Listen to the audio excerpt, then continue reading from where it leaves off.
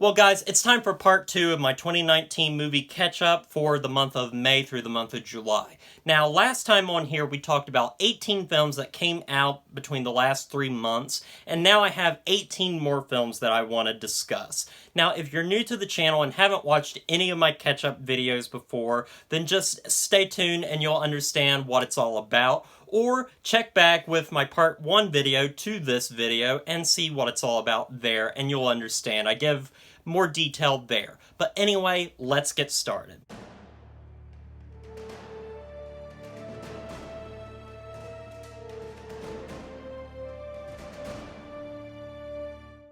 First off, we have Onna, directed by Luc Besson, which is the first Luc Besson film that I've seen in quite some time, and for the most part, this is a pretty fun and enjoyable spy thriller that really doesn't do anything particularly new or different that you haven't seen already before in every other spy thriller film ever. The only difference is that Anna is a real badass and is really fun to watch. The actress that plays her is really good and really entertaining to watch on screen. Just watching her be just such a badass is really fun to see. And the action in this film, Luc Besson does a good job when it comes to action, and he does a really good job here. However, even when the film does a lot of stuff that's a lot of fun, the film just can't escape that it's a film that's been really done before and has so many cliches in it that it really doesn't feel that fresh or new. And that's the thing that's most disappointing about this film. Even when the acting is pretty awesome, Luke Evans is in the film and he does a really fun job in the film. The film just plays it too safe in the thriller genre that it doesn't take any chances at all, but I can't say that it is more entertaining than a film that people will compare this film to, which is last year's Red Sparrow, which I just found really boring. But for the most part, I found this film just a lot of fun, and not everybody's gonna think that, but I definitely do. I'm gonna give Onna a 6 out of 10. Speaking of Onna, we have Annabelle, which is the third in the Annabelle trilogy, and is the first Annabelle film that I've actually seen. And after watching it, I left this pretty disappointed and just feeling kind of meh at the very end of it. This film isn't particularly bad or anything, and for the most part, it can be really enjoyable, especially in its third act when things really start just racking up. But for the most part, it's just really disappointing, and the story just really isn't there. I don't know why this is the story that they thought they needed to tell, and a lot of it feels like money reasons, but really, this is a movie that really banks on trying to connect itself more to the Conjuring universe, by bringing in the Warrens from the Conjuring movies, and they are in this film very little, to the point where I don't even know why they had to have them in here at all, and why this couldn't have just had no connection to the Warrens at all, because a lot of this focuses on her daughter and her babysitter and a bunch of other people, and it really feels just out of place and doesn't feel correct when it comes to the time period of the film. It just doesn't feel right. The jokes feel off, and just the characters just aren't that interesting at all. The scares, for the most part, are uninspired, but every now and then there are some clever scares and some clever moments sprinkled throughout, especially when it comes to the third act, which is a lot of fun. I'm going to give Annabelle Comes Home a 6 out of 10.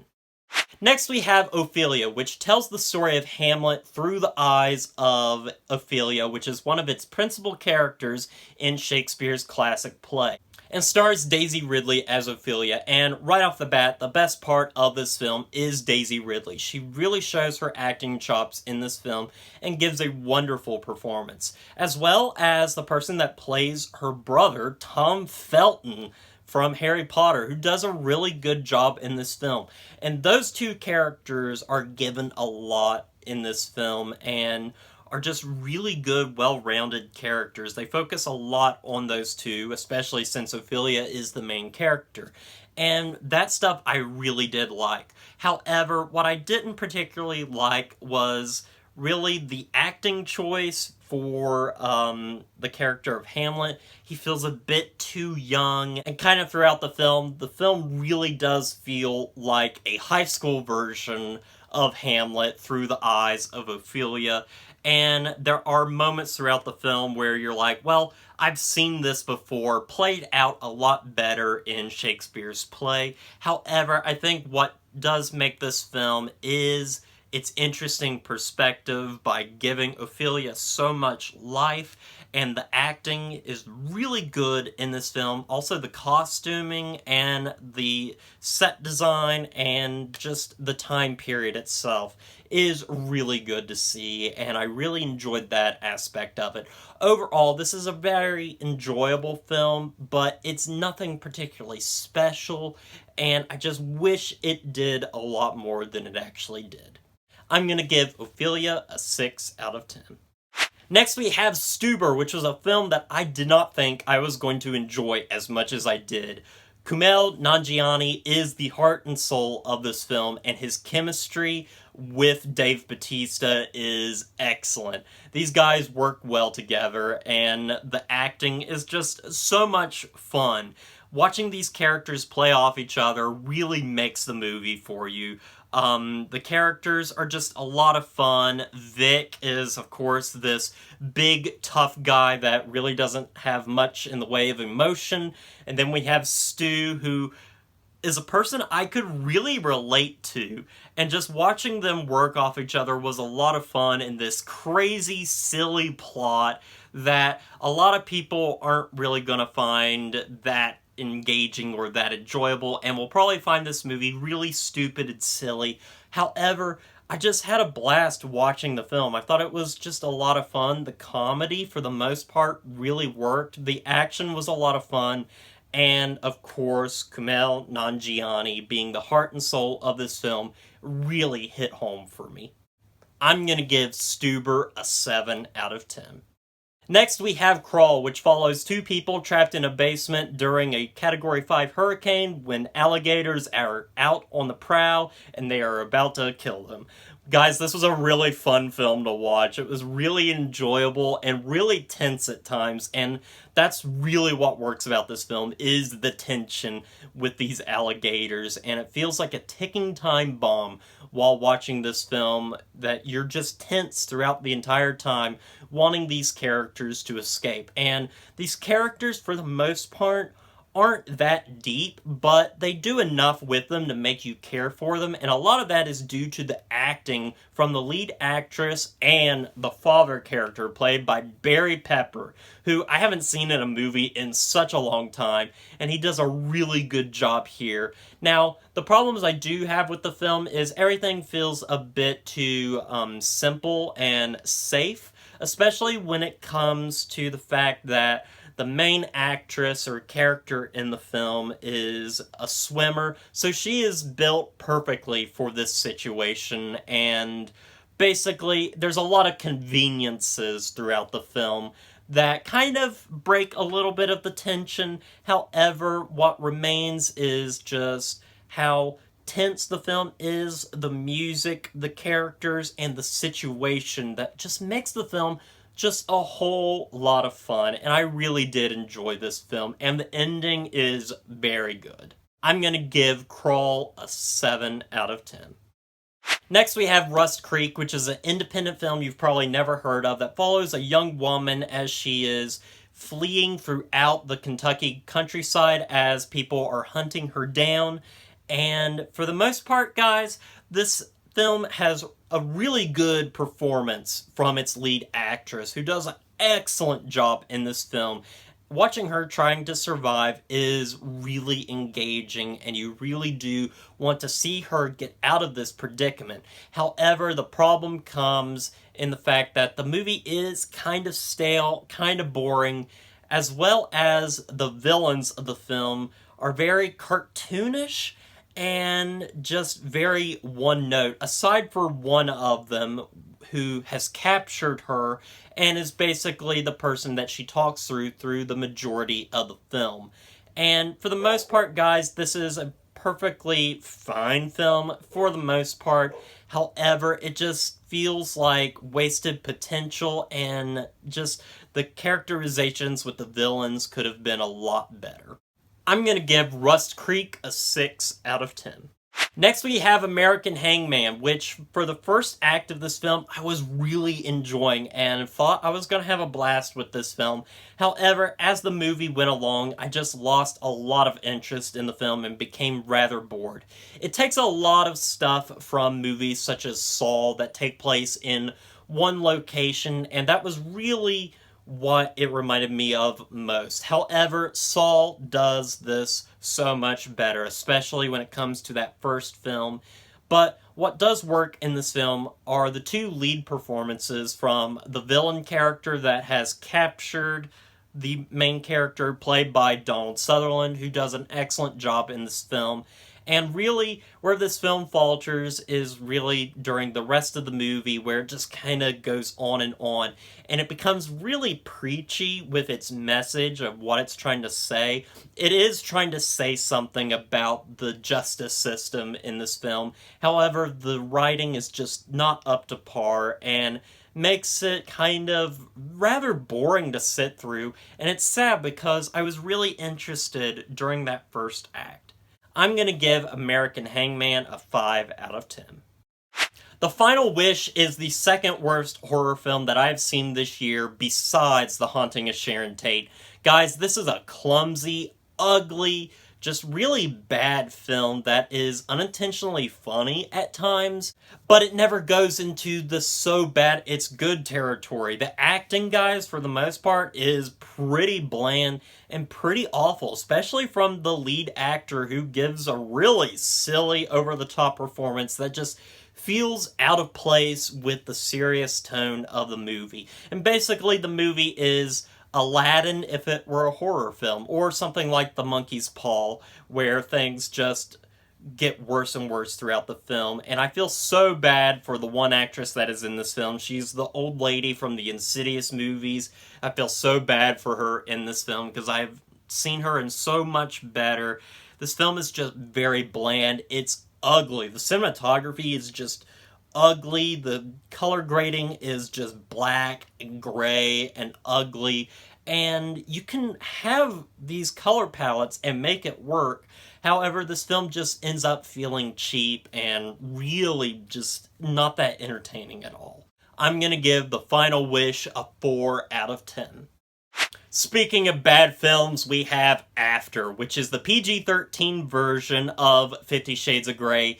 And watching this film, I wish that this was one of the 50 Shades of Grey movies, because they are definitely more entertaining in a bad way and a good way than this film. But this film just felt so juvenile, and it was really annoying. The acting is pretty terrible, especially from the lead actor in this film, who is so generic hot guy that it's really annoying. The main actress in the film is for the most part alright, but her character is so dumb and so stupid, it's really annoying to watch, and the film just feels very pretentious, especially with its dialogue. It feels like they basically took stuff from an encyclopedia and were like, hey, say this, and it just comes off as very pretentious dialogue that just doesn't work. The film just isn't that entertaining.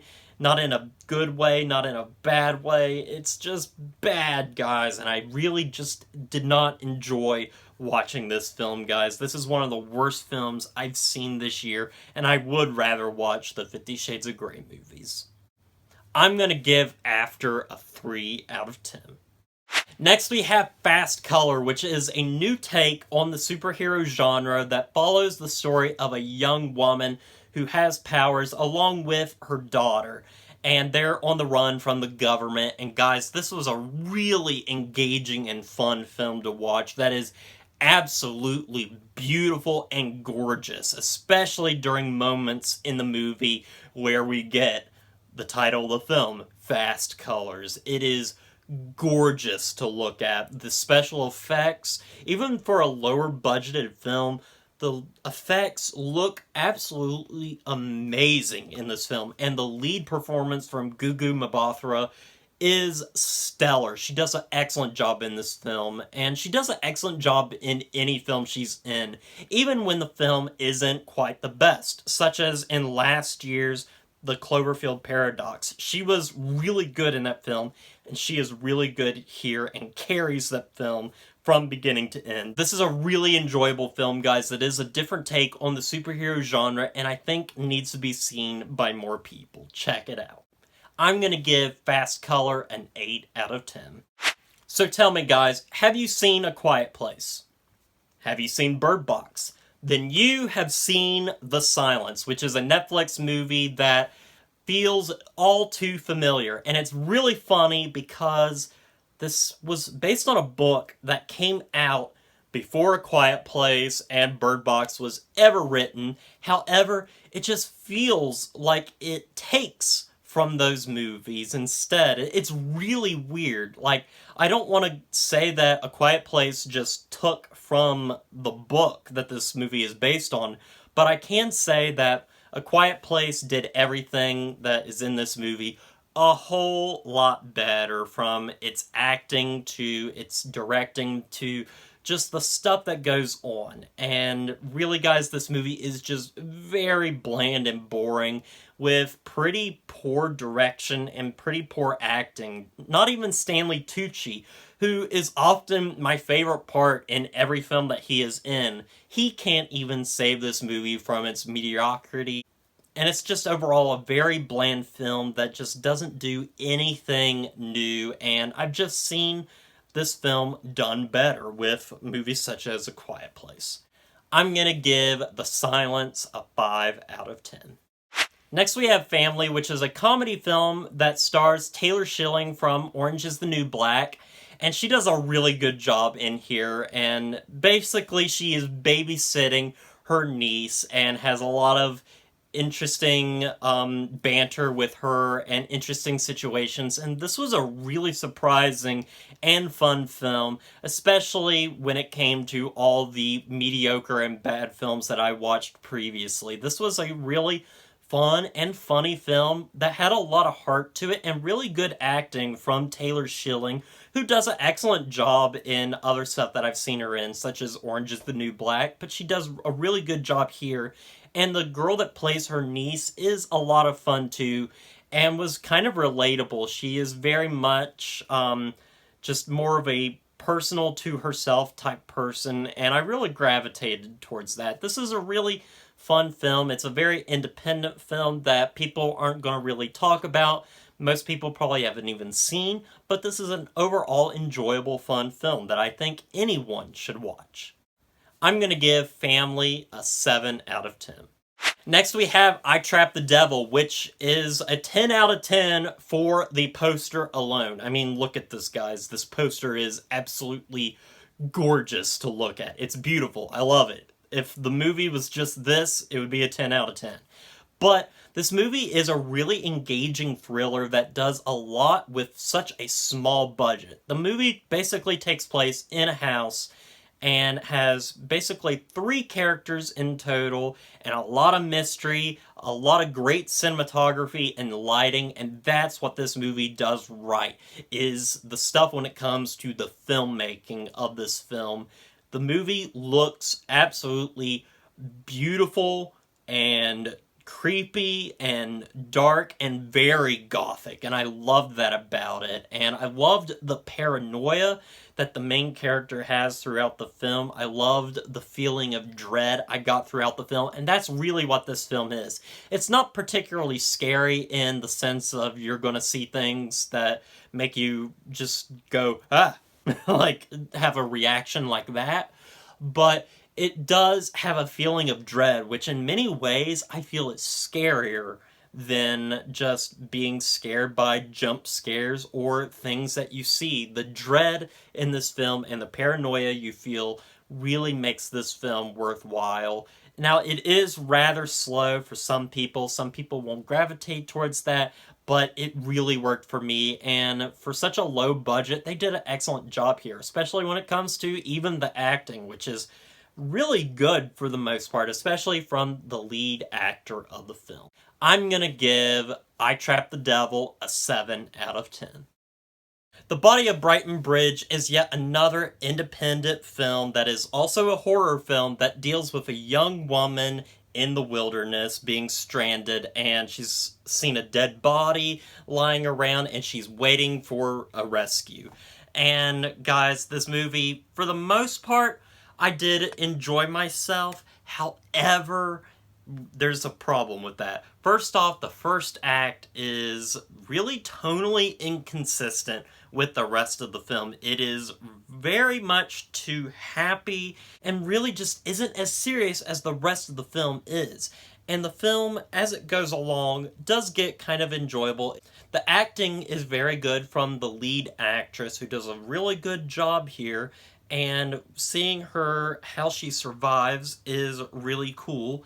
However, it's when we get to that third act and everything is revealed, there's this big twist at the end of the film that really just left a sour taste in my mouth and just made me mad, really. It just, I'm like, why did you do that? Why did you ruin this movie, basically? Because for the most part, I was having a fun time with it. It wasn't anything spectacular. The filmmaking is, I mean, it's very low budget, but the film does feel a little oversaturated sometimes, but overall, it's made well. However, it just has problems with its tone, as well as that ending that just didn't need to happen. I'm going to give The Body of Brighton Rock a 5 out of 10.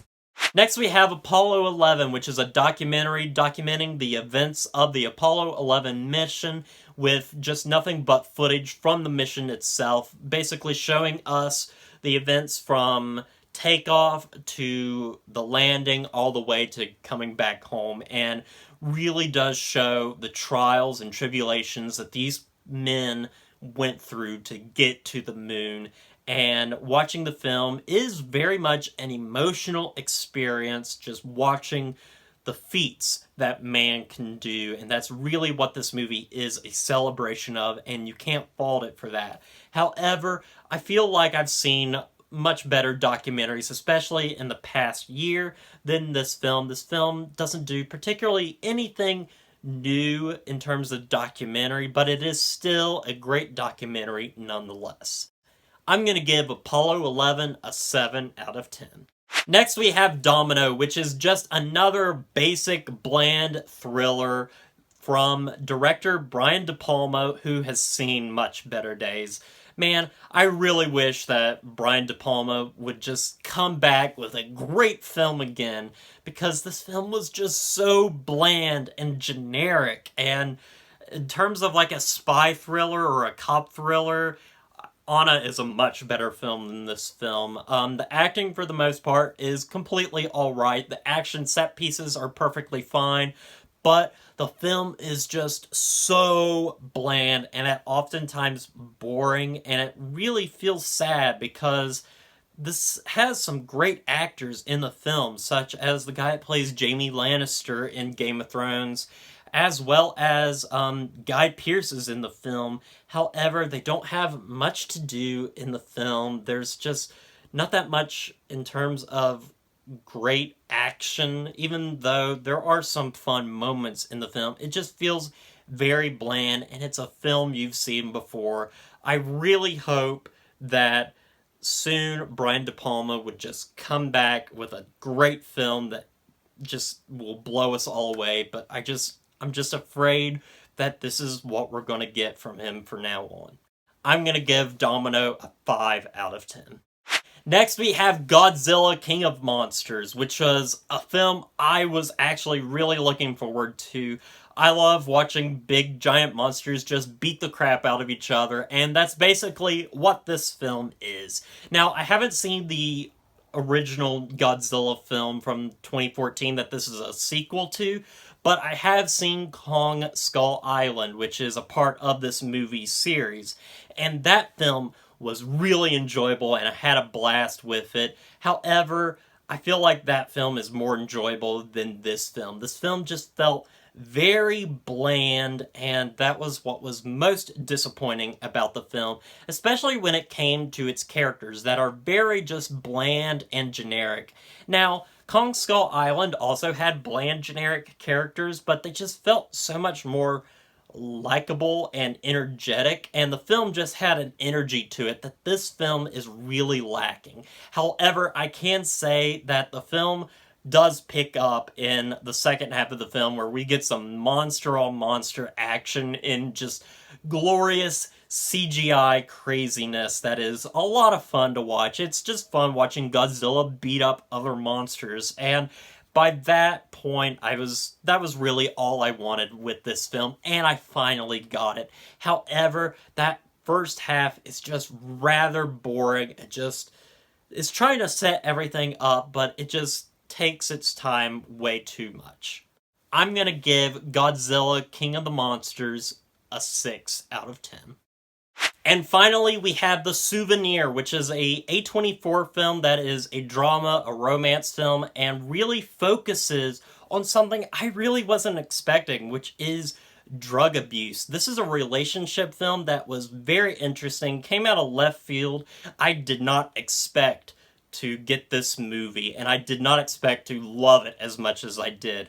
The acting in this film is superb, especially from the lead actress and the main guy in the film, especially from the main guy, who does an incredible job, who is dealing with so many issues and is dealing with drug abuse, which is what this film really focuses on. I also loved watching their relationship, especially since she is a much younger person than he is, and it was really interesting watching just how they played off each other. The acting was really good, the cinematography was pretty gorgeous. Every A24 film just looks beautiful and is really made by people that are really into the craft and make some incredible looking films, and this is no different. This was a really just sweet film that is very slow at times, but is very just a film that you can sit back and really enjoy and get into the characters, get engrossed into their story, and it was really, really engaging and something different that I just wasn't expecting. And what's interesting is it's getting a sequel, which I'm wondering how that's gonna be, which I don't know. I want to see it. I want to see what happens with this sequel. But overall, guys, this was a really good film that I really loved. I'm going to give The Souvenir an 8 out of 10. And with that, guys, that ends my catch-up video for the month of May through the month of July. I hope you enjoyed this video as well as my part 1. So basically, I have talked about 36 films, and it was really exhausting, but it was a lot of fun because I did see quite a few films that really did surprise me, and a lot of films that were kind of mediocre, and a few films that were just pretty terrible. But really, doing this really does show you just the type of films that do come out throughout the year, and films that people will kind of miss and look over, and it's really interesting and fun just doing this, and I love doing it for you guys. But anyway, guys, that's all I got for you. Have you seen any of these films? What did you think about them? Leave off on the comments section below. Tell me your thoughts, and just check out any of these films that you haven't seen. Some of these are pretty good, and I think you guys will enjoy quite a few of these, but the bad ones, stay away from them. Stay far and far away from them. But anyway, guys, thank you for watching, and as always, don't forget to like, comment, and subscribe to the channel, and I'll see you guys in the next review.